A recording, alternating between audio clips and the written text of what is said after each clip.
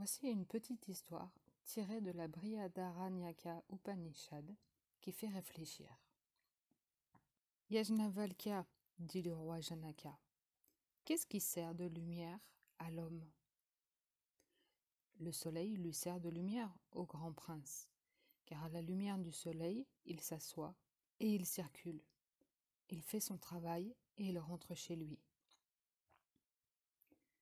Mais quand le soleil s'est couché, ô Yajanalvakya, qu'est-ce qui sert de lumière à l'homme? C'est la lune qui lui sert alors de lumière, car à la lumière de la lune, il s'assoit et il circule.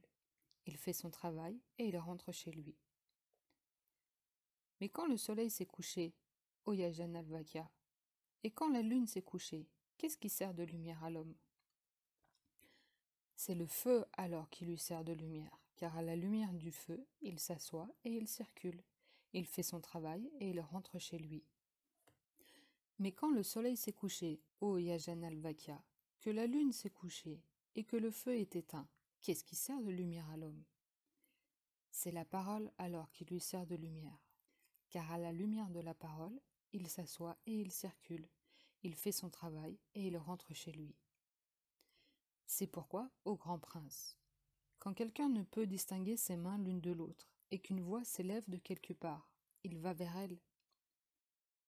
Mais quand le soleil s'est couché, que la lune s'est couchée, que le feu est éteint et que la voix s'est tue, qu'est-ce qui sert de lumière à l'homme?